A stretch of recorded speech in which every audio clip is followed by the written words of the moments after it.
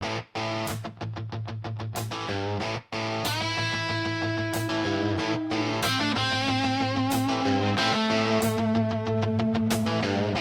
roar like a lion's cry. Rubber burns under the smoky sky. Steel beats racing on the line. The thrill of speed makes the cold pour shine. Welcome to pit lane pole, where the engines scream and the spirits soar. Grab a drink, feel the thunder roar. This is the place you've been looking for. And welcome in, ladies and gentlemen. After our first weekend of the race of the Formula One 2026 season, man, I tell you what, I don't know about you boys, but fuck, that thing was fucking amazing. That race was, from moment start to finish, fucking one of the best races I'd have to say that I've seen in the last few years. That's what I was fixing to say. I was like, from go to end, like, oh my gosh. 100%. Just the like when it first started, watching Charles Leclerc go from P4 to P1. Wow. We knew the launch was strong, but wow, just seeing it in action. I mean, did you see him come through and be like, oh shit, almost hit fucking, who was it? Who did he almost hit? Kimmy? Oh yeah, Kimmy, and then almost took Hadjar almost hit Kimmy, out. almost hit Hadjar. Just was like, whoo, whoo. Yeah. I was like, damn. He created a hole. I don't think I could ever do something like that. I know. What? What's that say back there? Huh? There's some points up there now, Tim. There's some points right there. I can't see it good from where I'm at. Well, but that's because you blinded. That's because you blind as shit. First off, Kay. Am I? Maybe you need to get some glasses like your brothers. You know, I used to, but then Uncle Sam paid for new eyeballs. So, well, we'll get to those points here in a second. But let's just say, Tim, you looking just like Formula E right now. dadgummit. You said, Tim, it's all right. It's all right because I know what I said. And I'll tell you what, if I remember correctly, Max Verstappen struggled at the beginning of last year and then came on strong. So I'm hoping for the same thing. So we'll see. I mean, dadgum, talking about Max, he went up, what, how many spots during that race? 20 to what? 6? 6. Yeah. 14. It was impressive. 14 positions. And that being said, if you took it on average, he did it in like 14 laps. So it was almost 1 position per lap, but we know he gained several positions in certain laps, but that's insane, guys. On the hard tire. That's insane. I would have loved to see him on the soft. That was we did not see the full potential of that car. Times before, but like, you just can't kill him out, any. Nope. You know what I was a little disappointed in, though? I know. I was a little disappointed in Oscar Piastri. Yes. I know, right? Dang. Wow. Talk about fumbling your own race. Tim, since I already know you got some fun facts on that shit, why don't you tell me why Oscar crashed his little car before the race even started? Okay. So, as we all know, the new regulation change, we've got more battery with these cars, with the engines 50-50.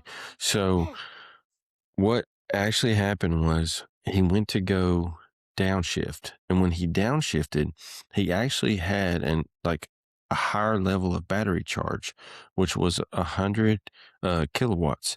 Well, if you convert that to horsepower, it's 134 horsepower that he normally wouldn't have when he went to go do that shift when he's just starting to warm his car up. what that did was very kind of similar to the way Max's car just kind of snapped, except Max's had to do with the brakes. But yeah, so that's basically what happened.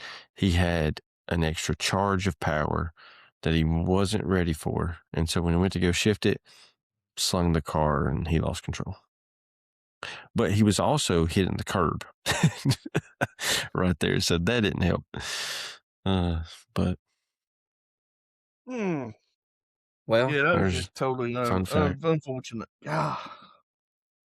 with that being said, since we got some fun facts out of the way, Mhm. Michael, give us a tradition and start us out what we got tonight with you. Well, I pulled out the Weedy Monkey Citrus Wheat Ale. And then if I drink that one, I've got Appalachian Mountain Brewery Honeydew Honeysuckle. Both are good. Tim, Good ones. remind me. Yep. Didn't we say Michael wasn't allowed to have anything over a 6 after last week? Yes, we did. Yes, we did. There shall be somebody no kept- witty monkeys. Because somebody kept falling asleep. I know. Witty monkey turned into sleepy monkey. Yeah. All right, Tim, what you got? Okay. Guys, I have my personal favorite of all time, which I know you guys already probably know what that is. But for the viewers, we got the Sierra Nevada Little Hazy Thing, IPA. Definitely my favorite. So, I'm going to give you guys some fun facts, since Tim gave us one already. I dived in. Since our boy George won, I dived in to see what drink sponsor they have, because you know how McLaren has Monster, and Red Bull, of course, is Red Bull. So I dived in to see what drink sponsors that Mercedes-AMG team. And it's funny that it is PepsiCo Oh. that sponsors them. And then so I was like, well, what's their energy drink? I'm curious what energy drink that they're sponsored by. Well, we don't have that energy drink in the United States. It's only in Japan, and it is called a Sting, but it is made by PepsiCo. But here's where the fun fact comes in. PepsiCo's energy drink is the good old Mountain Dew. Rockstar. Oh, it's a Rockstar. Oh, okay. Oh, I forgot about And that. Rockstar I didn't know that. makes the Sting over in Japan.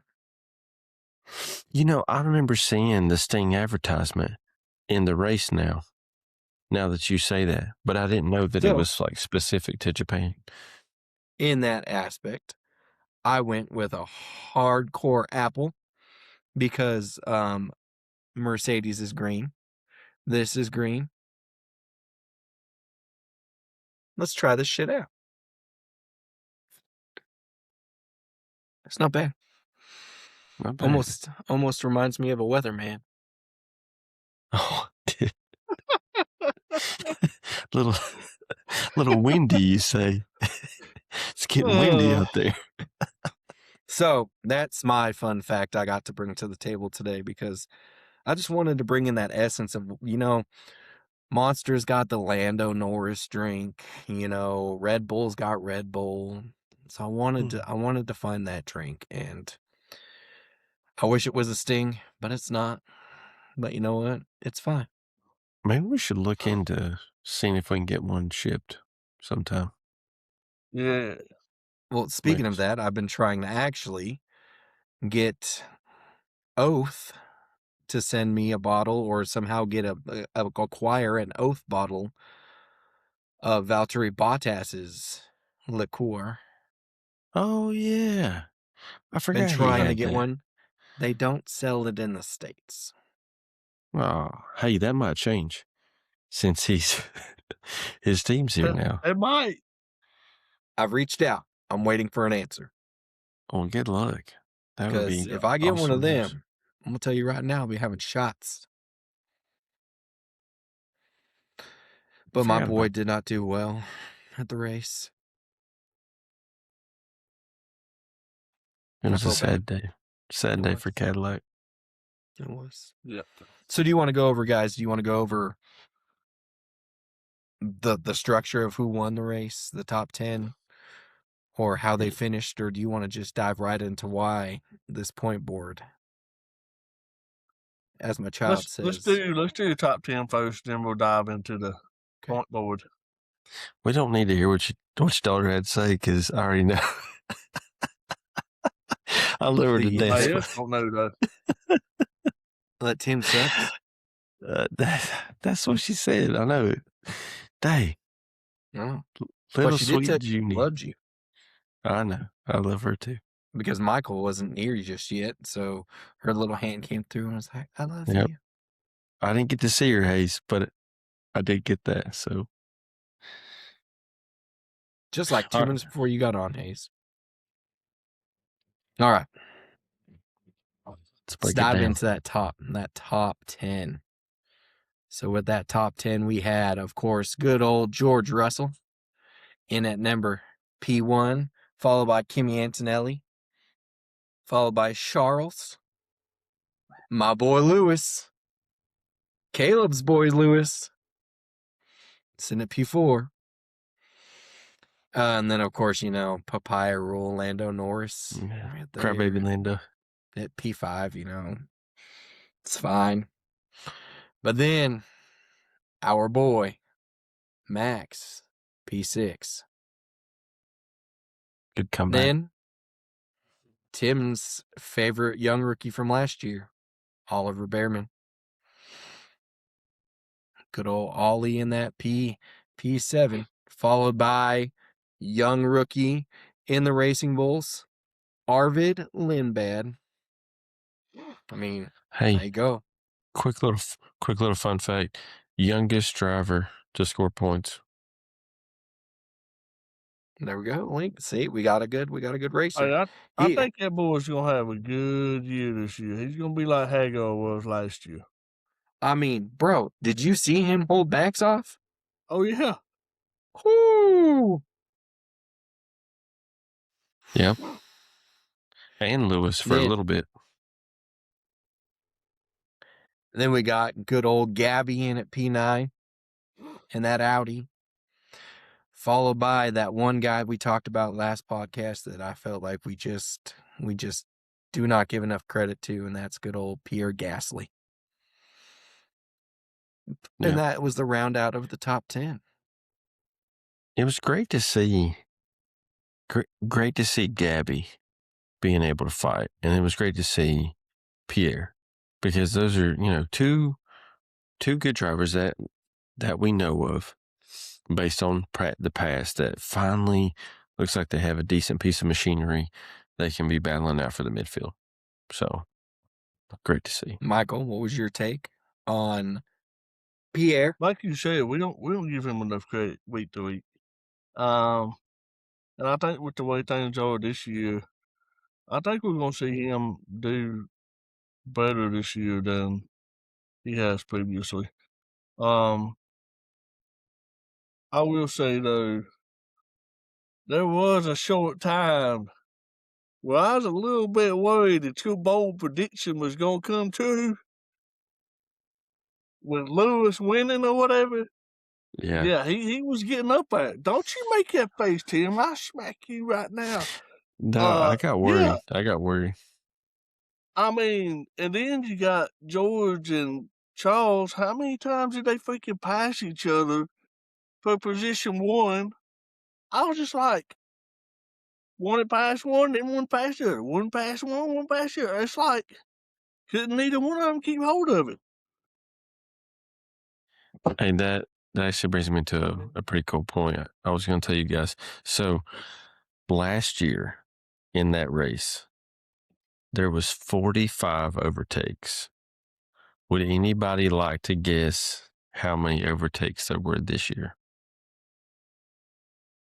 150.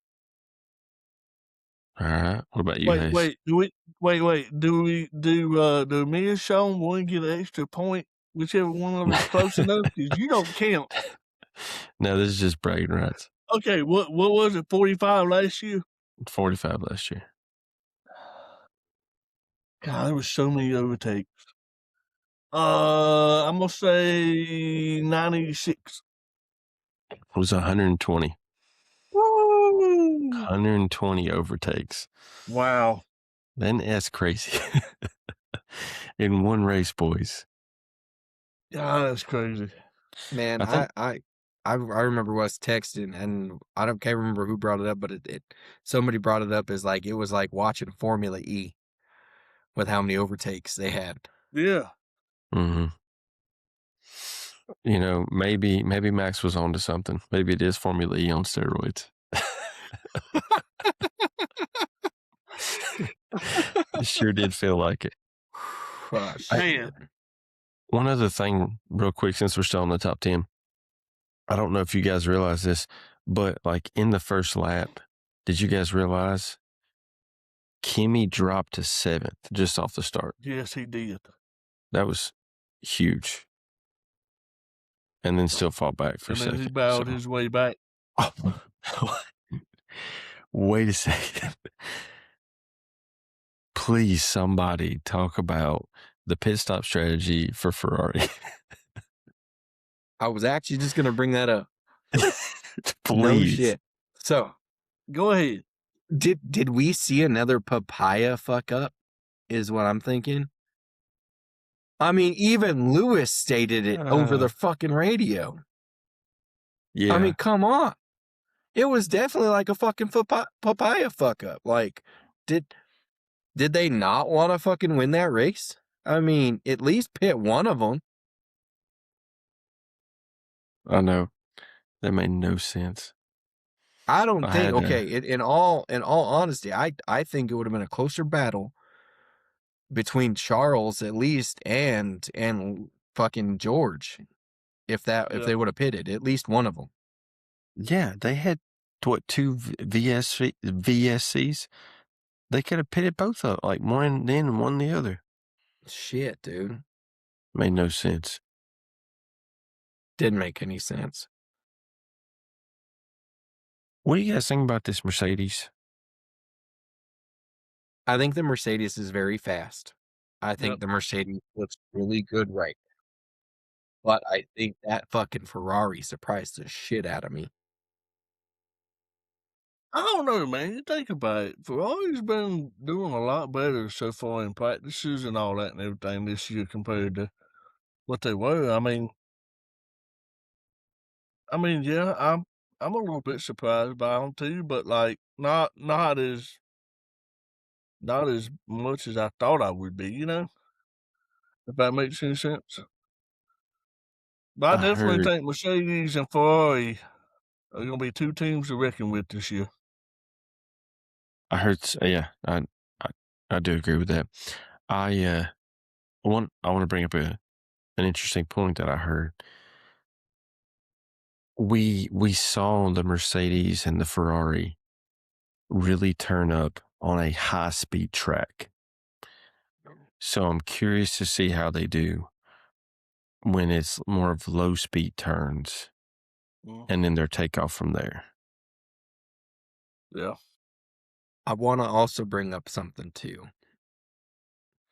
If that engine didn't fail, or hydraulic fluid bullshit didn't fail, I know. Hadjar would have finished before Lando. 100%. I was just fixing to say if Hadjar hadn't had that happen to him, Red Bull would have been right in there with Mercedes and Ferrari. 100% agree. I believe Hadjar would have split the Ferraris. Here's my other thing. If Max would have qualified, If would he it had be a qualified. different race? Would it have been a different race? Dude. I'm going to tell you something. If anybody could have given Mercedes a run for their money, it would have been Max, right? Do I think that Red Bull would have won? I can't say. Because Mercedes is really fast right now, but I definitely think it would have been a different race. It would have been a nail biter, maybe, at least until tires started wearing out. Yeah, because once Max's tires started to wear out, he couldn't Yeah. keep up with Lando. No, because he was catching him. Lando was able to keep up with him on every little move, on every little aspect of it at that point. Mm-hmm. And I think that's what we're going to see a lot more of, I think, in the future going forward. But I'm also disappointed because we didn't get to see the full go of McLaren either because of Oscar. I know. Yeah, I know. I mean, I think it's going to be those top 4 teams are going to it's going to be anyone's game so far is what it looks like. I mean, Max, when it came to FP1, FP2, FP3, was very close with everybody. And so was Oscar. And the only one that really didn't show me much was Lando, which also brings me to a fucking point. And I know both y'all are going to have my backs on this one. Mm-hmm. Lando was a little fucking bitch in FP1. And instead of sitting over at the pits and watching the data and doing what he should do as a driver and as a champion with the number 1 on his fucking car, what'd he do? Oh, I'm gonna go sit, I'm gonna cut my feet up, and I'm gonna sit there and I'm gonna watch it on the big screen with my buddies and have me a little drink. Yep. Fucking little bitch, dude. That's not how a champion should be, right? Tim, stand up for a second because that thing right there on your chest. Oh yeah, I'm sorry. Right there. Let me Yeah, see. You that see one. That one. Any time last year and over the last 4 years that Max had that number 1 on him, if he wrecked or whatever it was, he was still there looking at the data. He was not sitting back, relaxing, having a drink in his hand. He was actually with the team and doing what he should be doing. He had that freaking iPad in his hands all the time. 100%. Even when he had a really good race, he was going back and looking at all the data too. So, Lando, that was fucking stupid. Quit being a damn baby. Dude, that was fucking ridiculous. You should have at least sat there in your pits, looked at the fucking iPad, and did what a champion should do. And that's all I'm going to say on that. That pissed me off. We've done said that there's not going to be drive there. He's already won it, you know. And that point proven. I just think since he finally won, I just don't think it's like, okay, I won, but it didn't make him hungry for trying to get another one. Right. And there's another point I want to bring in with this fucking papaya bullshit right now. Zach Brown at the beginning of just before the beginning of the race was asked, have you talked to Oscar? Is Oscar, everything good with Oscar? Like, what's going on? Like, after that wreck? Oh, I haven't talked to him yet. Well, wouldn't that be the first thing you want to do as a team principal or whatever you are, is to go check on your driver, especially when he was up there in the top? It's his home Grand Prix, and check in on him and make sure he's okay? I thought the same thing, man. I cannot believe that. To me, that was very disrespectful. He should have at least, that's the first thing he should have. Fuck the fucking interviews. Fuck all that other bullshit. He should have been like, let me go check on my driver. Exactly. But again, in Drive to Survive, we noticed that Zach, I don't know if I need to go talk to my driver. I don't know if it's the right time or the right moment. No, that's the exact damn moment you need to go there because it's home Grand Prix. He was top, what? Was he 5th? Yeah. I think he started 5th or 6th is where he was at starting wise. And it's his home Grand Prix. Like, go check on the kid, man. Like, that's a big fucking hit. Oh, yeah. It was. That's the other thing that pissed me off. And Oscar, I am so sorry that no one came, that Zach didn't come and check on you. If I would have been Zach, I would have came and checked on you first instead of doing media. I'm sorry. Let's see where his heart lies. Heart lies with Lando. Tissues. Your eyes are like it's about to sweat. You need some tissues? I got so fired up for Oscar because I thought Oscar was going to win it. I thought Oscar was going to do really great.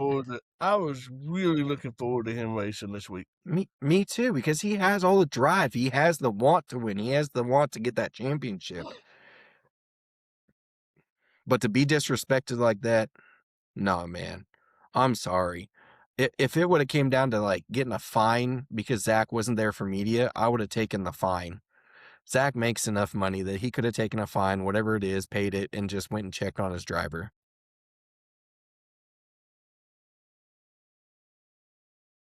You know, kind of want to talk about Aston Martin, if you guys don't care for a second. Let's go for it. Okay, so we got all this hype from Newey, you know, In the and Honda engine. and the Honda engine, and we've seen how those things can come together at Red Bull. Okay, so now the whole thing now is over here. The poor guys are complaining about possible nerve damage from vibrations from the chassis. Like, what in the world? And who leaves the race, goes into the pits, comes back out 12 laps down? Like, are we still collecting data? I mean, the car's broke. Well, they did Go say, ahead. one of the commentators did say that Stroll was still out there running laps to get, data for Honda so Honda could relook at it. And then that's when Alonso came back on the track. He started running some more laps, and he went back, came back out, ran some more laps to get more data. Maybe that's what they needed to do.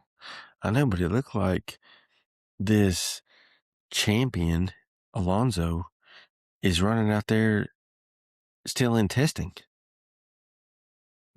Like, this is all the testing's done. You know what I mean? Like, testing is through. You know what you got. You know what you don't got. You're on the biggest platform in motorsports. What a joke. Like, what a freaking joke Aston Martin looked like this weekend. Wow. It just blew me away. I just had to get that off my chest. If I'm Alonso, I give it 3 more races, and if a car is still like that, I retire. I wouldn't blame him. I would retire. I say, here you go. I'm done. I can't do this. I don't want to hurt my hands longer. I don't need to do any of the nerve damage things. I've got a big enough name in motorsports. I can go do what I need to. I'm still thinking about Le Mans. I'm still thinking about other things. Nah, man. Sorry. So, also, Stroll has that bad hand that he wrecked. I mean, let's think about that too. Oh yeah, both of them. That's right. So if there's like vibrations and stuff hurting their hands, I mean, we all know old injuries. It's going to jar them worse. Who knows? He might not last till summer break. I don't know, man. But And dang, I wish Nico could have ran. I wanted to dude, see I know Nico. Nico was in the top 10 after qualifying. I know. What pisses me off is that it made Michael look right. It made Michael look throw the right. comment out there that was like, "Hey, I wasn't wrong yet." So You're right. You're right. But he was in the top 10. He qualified in the top 10. I know. Who did? He could have been there. I agree. I agree 100% on that. I mean, if Gabby was there, he could have been there. That's what I'm saying. Probably knocked out Pierre. They were both running similar times, him and Gabby. You know, wait. So if we think about everybody that was in the top 10, and then we think about everybody that should have been in the top 10, based on what we see, I mean, Oscar should have been there. Nico should have been there.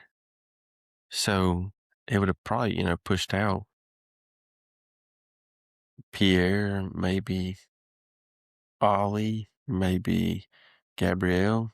But man, they just came out, good for them. Good for them. Capitalizing. I think it wouldn't have pushed Ollie out, being at 7. I think it definitely would have put Pierre out, and I think it would have put Gabby or Arvid in that position of being pushed out. Yeah, that's right. Arvid was 8th. Was he? So, I mean, in that aspect, those 2 young drivers could have been pushed out. Nico maybe would have been pushed out more. He would have been just outside the top 10. But still. Yeah. And I mean, if Alonso had a good car, like he did have last year, he would have been more up in the points. You know who did have some really positive vibes, which I wasn't really sure how they were going to react, but I don't know if you guys got to hear the radio messages from Cadillac, but Perez and Bottas both were very positive. They were like, hey, only way to go from here is up. Thank you for all your hard work. You know, we got plenty of room to grow. And they were positive. So Bringing up Checo, though, we had an old rivalry come back. oh boy. Good old Yeah. Checo and Leon coming together. I thought they were both getting ready to wreck it, man. Oh no, me too. Me too. And Liam I know. is going to need to step it up, because if Arvid can be in the top 10 scoring points and I Liam know. doesn't, who's their reserve driver? I've done forgot. Tell me. Yuki Tsunoda. Yeah. They kept Yuki. That's right. They can kept Yuki. easily put Yuki back in that spot and pop Liam out. Hey, for our viewers that don't remember this rivalry between Checo and Liam, let's just say that there was one time they were like well banging a whole bunch, and good old Liam decided to give Perez the middle finger when he went by. So, Also, fun fact, thank you, Tim, for bringing that up. Their announcers brought up that, wheel banging is in racing, but shouldn't be, not in Formula One. yeah, I heard that. What? What? Yeah. I just don't know. At that point, let's get on to this point system, guys. Let's go to the point system thing. Tell me the bad None news. of us got pole position. No one. I know. Top 5. Michael nailed it right on the head right off the bat with George in first. You're bad. So Michael went with George. Then he went with Charles. Then he went with Oscar, Max, and Kimmy. So in that aspect, Michael, you got 2 points for George coming in first. You got a point for Charles being in the top 5, and a point for Kimmy being in the top 5. And then we go over to good old Tim. And Tim went with Max at first. 100%. He went with George at second. Oscar at third. Charles at fourth. And Kimmy in fifth. So you end up coming out with 1 point for George, a point for Charles, and a point for Kimmy. Dang it, if Max would have just passed Lando, I would have got 4. We would have all got an extra point on that one because of Max. Exactly. I know. So then came down to me, and I chose Oscar. Devastating. And then George. Then Max. Then Lewis at 4. You did. I forgot about that. And then Kimmy in fifth. And I So thought I you ended were up coming- crazy. You I thought thought I you was were- fucking crazy. Yes, for putting Lewis in fourth, but I rest my case now. I'm sorry. So George gave me a point.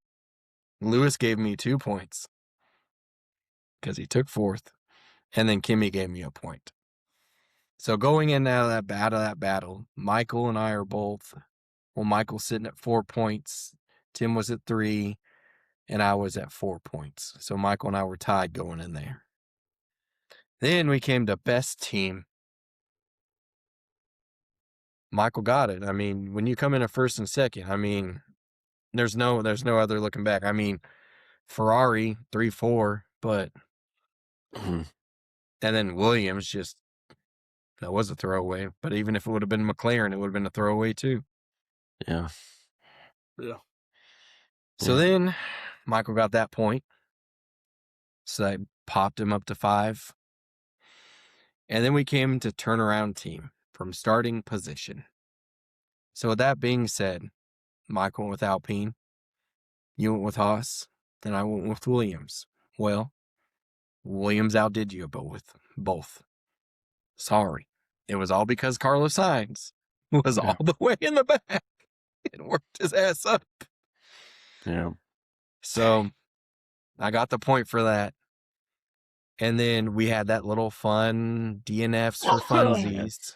Yeah. And technically, there was 3 DNFs and 2 DNSs. So Michael had said for funsies, he went with 4. So he was off by 1. I was off by 1 because I went with 4. And then Tim in the background was 5. And you was wrong. Yeah, I was. But if Stroll would have stayed out, I know. like you did, and if Alonso would have stayed out, you would have been right. I know, but for no points. It was no points. It was for fun. It was for fun. So- it was just for the moment. Our leaderboard has Michael at 5, Tim at 3, and good old Sean at 5. So, Thank God we got another one this week. hey, this fun fact with this upcoming, because it is a sprint, there's 2 more categories. Yep. 2 more categories coming up for us to get an extra couple points in. Hey, I'll take them. I am just saying, it's there. I'll take them. So, boys, with that being said, hell of a fucking week 1. It was wonderful. It was exciting. Yeah, it was. We had some great times. But it's just the beginning of the season. Just the beginning. I don't even know where we're going to be coming at next. So, with that note, drop that beat. Clocks tick fast, but we're standing still. Adrenaline rush is the only thrill. Beneath the lights, we live for more. This is our home at Pit Lane Port. Welcome to Pit Lane Port, where the engines scream and